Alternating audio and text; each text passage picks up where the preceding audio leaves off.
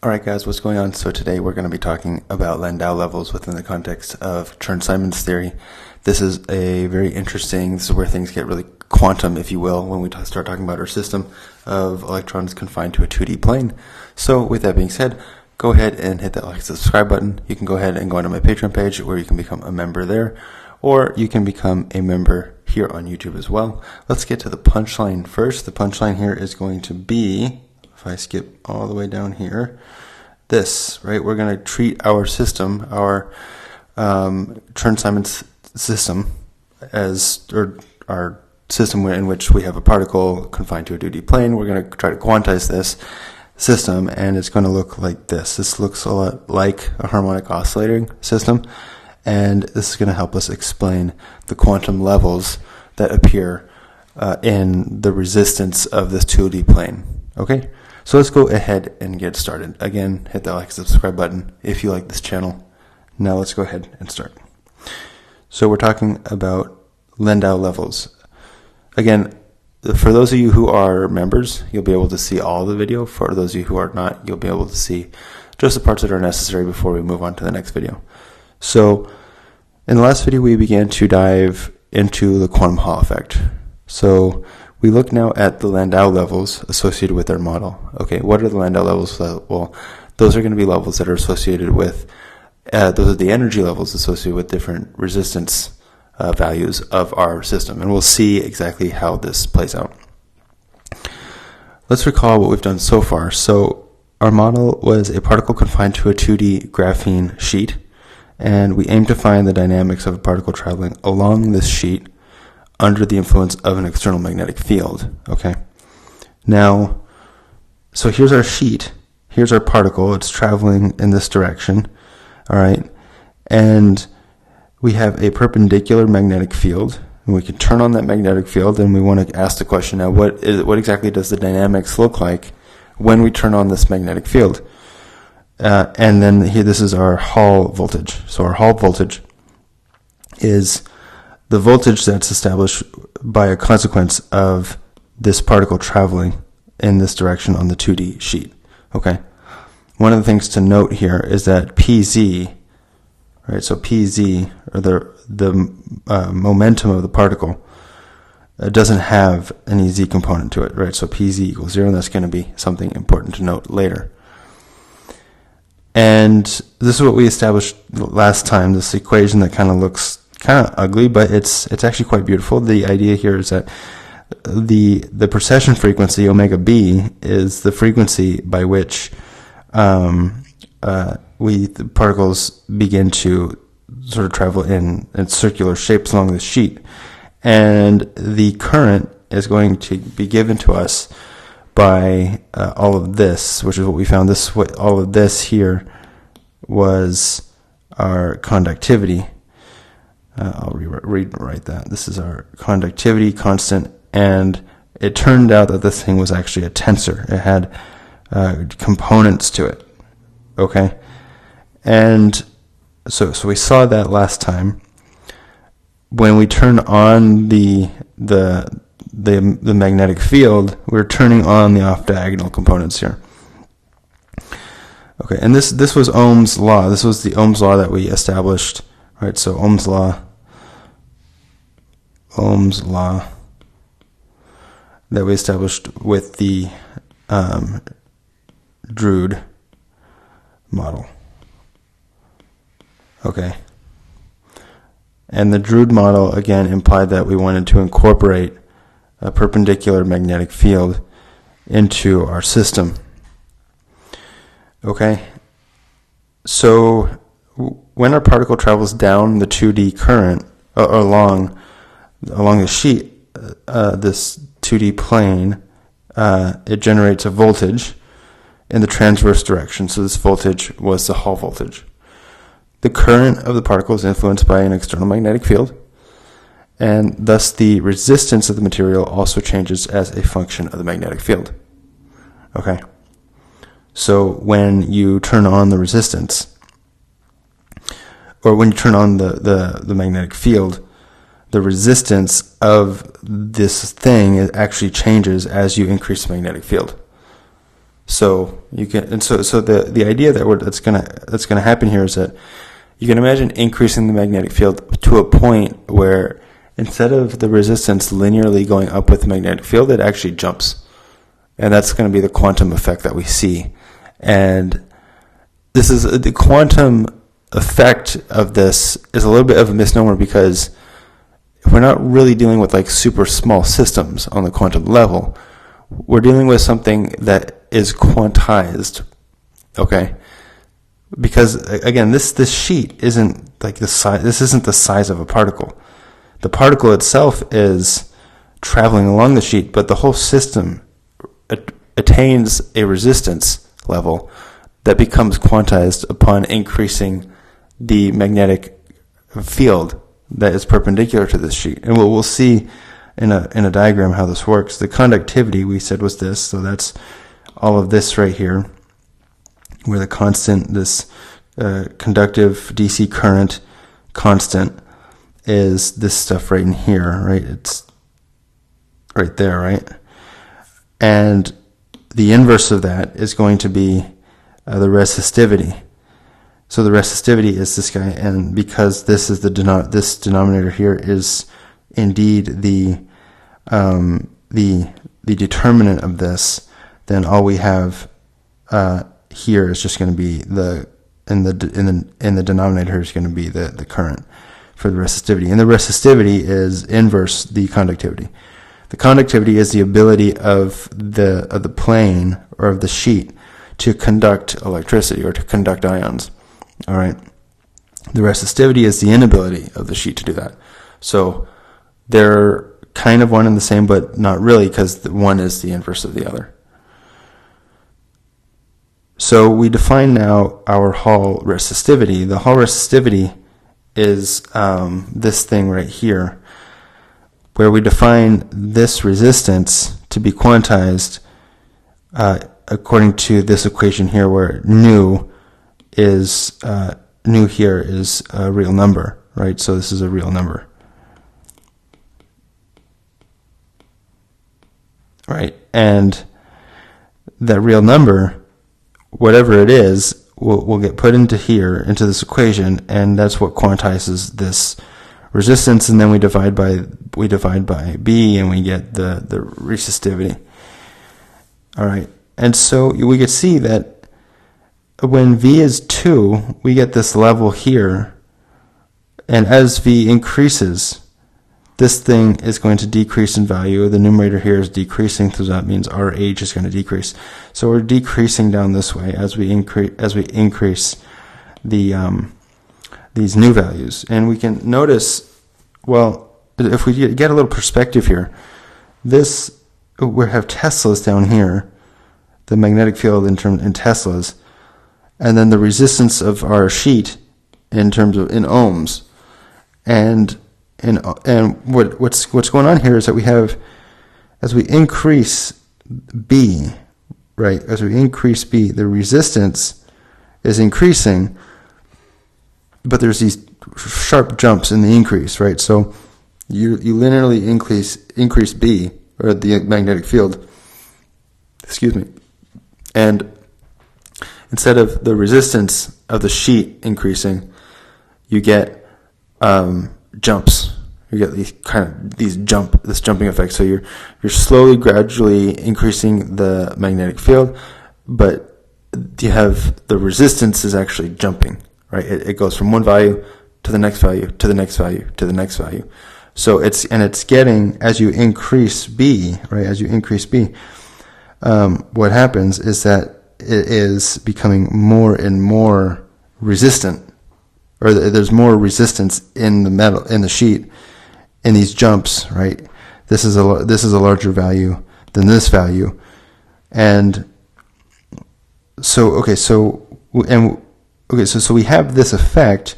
To get a little bit of perspective here, in Teslas, this is 11 Teslas is freaking huge, right? And when you're looking at MRIs, for example, MRIs will operate down in this range. And usually magnets will operate mostly down in this range, and we can see here, this is pretty linear, right? This is pretty linear right here. And so typically we're normally in this range when it comes to in this range here when it comes to everyday experience, because in everyday experience we're not really experiencing a huge magnetic field everywhere. So we're typically in this range, so it seems linear, but when you go into the experiment and you jack up the magnetic field, then you get this weird effect. All right, this almost seems to seem topological in nature, okay, and it will be topological in nature. We're going to use Chern-Simons theory to understand that topology.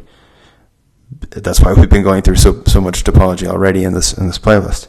We really need to understand topology in order to understand this very physical phenomenon. And so here, we have our resistance. Just to put this in perspective, these are not big resistances at all, right? So we're jumping, say, from like 6,000 ohms to like 9,000 ohms between V equals 4 and V equals 3. So it's not that big of a jump, but it's a jump nonetheless, and these jumps get progressively larger and larger. And the giga ohms, right? Giga ohms is typically something that you'd see like in ion channels or mega ohms, right? So these are not big at all. This is like 12,000 ohms. It's comparatively speaking to other things, this resistance is quite minuscule, but nonetheless we could still measure them. Okay. So we have this here. This is our picture. We have quantized resistance in our sheet, in our 2D sheet. So now what? So the idea here is that we have this sheet. Okay, it's jumping in resistance values as we increase the perpendicular magnetic field, and our current is passing through the sheet. Okay, as this is happening.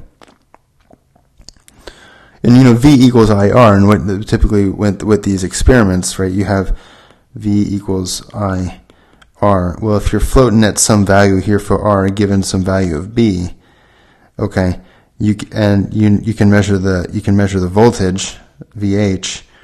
You should be able to measure the current. Okay, so there's that. So this effect is the quantum Hall effect, right? So the idea that, again, you gradually increase B, or the magnetic field, and the resistance jumps. It doesn't gradually increase with the magnetic field. So values of the resistance seem to be quantized as we increase the strength of the external magnetic field. So to put some things into perspective, we're dealing with some pretty strong magnets in this case, right? We're going from 0 to 11 Teslas. That's pretty big, but the small resistances. So now we wish to understand how to quantize our system using the canonical quantization approach. This is something we've done before. We've done this in quantum field theory. We've done this. This isn't new to us, but let's go ahead and do this again. What we're going to do is we're going to come at this in two different ways, okay? One way is going to be just through a Lagrangian. The other way is going to be through a Hamiltonian. So, and again, we're following David Tong's lectures on this, but we're going into a little bit more detail because I feel like he doesn't go into enough detail on those in order for us to really, truly understand this.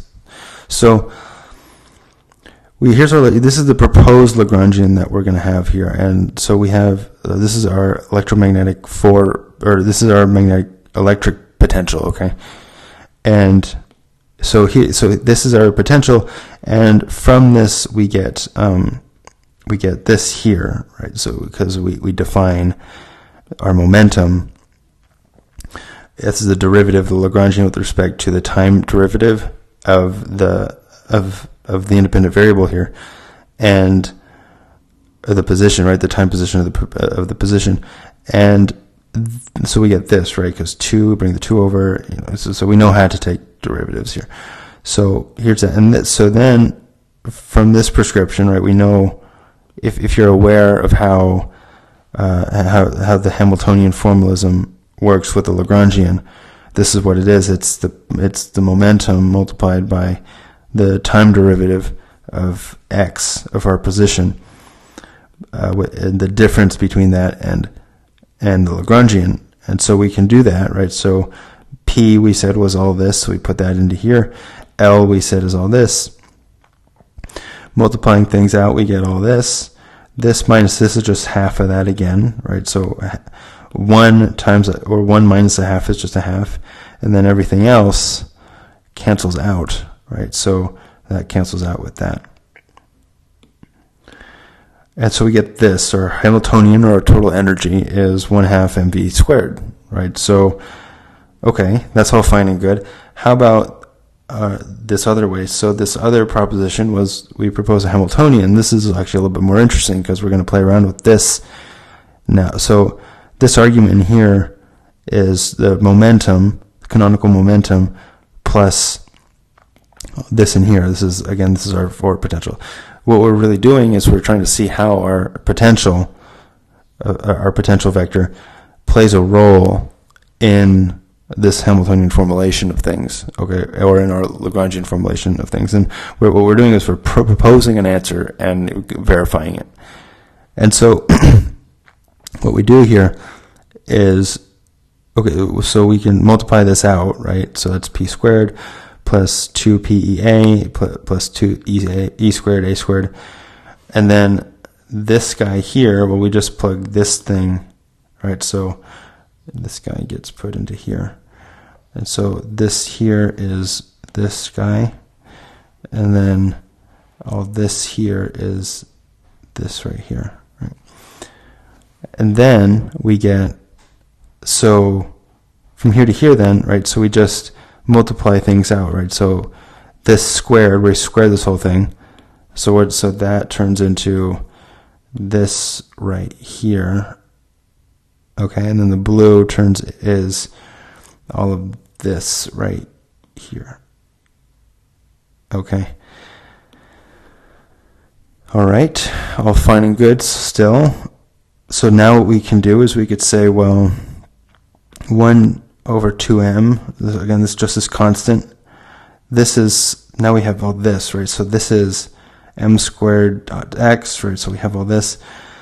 What we are able to do now is we're able to say, well, okay, minus 2 plus 1 of those, well, that's just minus 1 of them, right? And then we can cancel a few things, right? So cancel those guys, and then we can cancel these guys.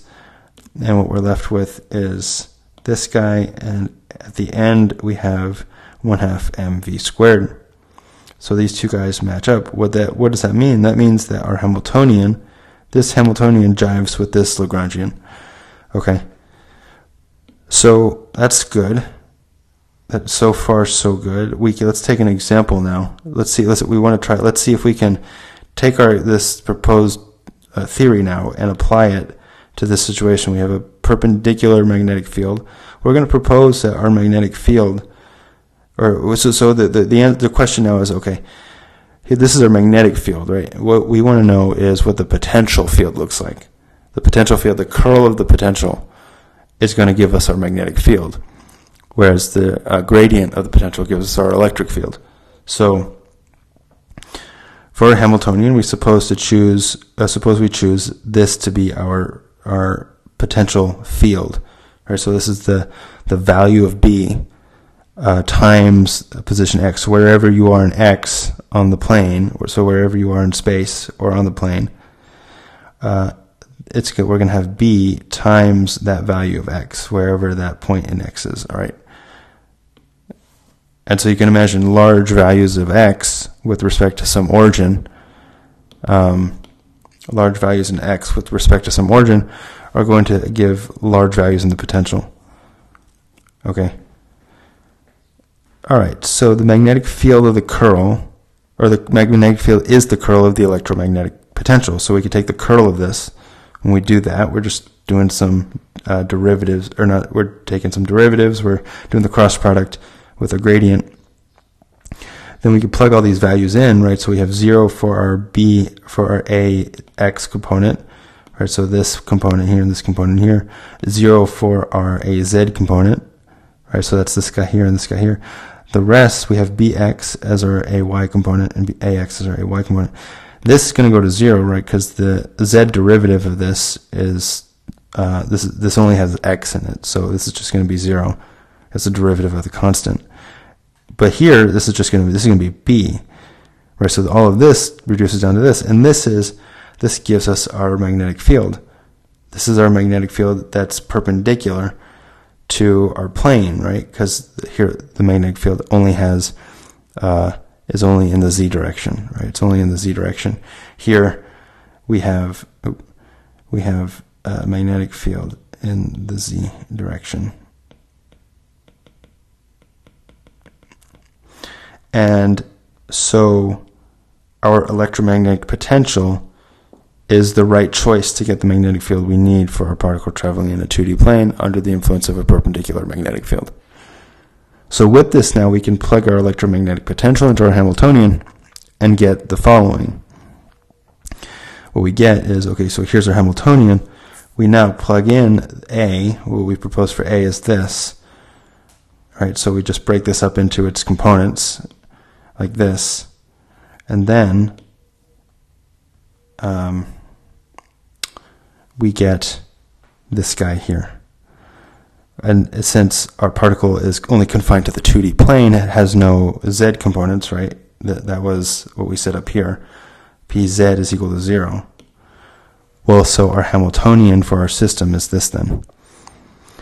Right, so this describes the motion of a particle in the presence of an external potential field.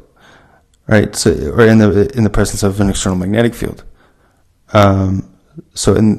Given that we knew what the external magnetic field was, we were able to propose a potential field and then put that potential field into our Hamiltonian formulation. Okay, and again, we know this now, and so we can also do the same thing for our Lagrangian, which I don't do here, but you can do the same exact thing.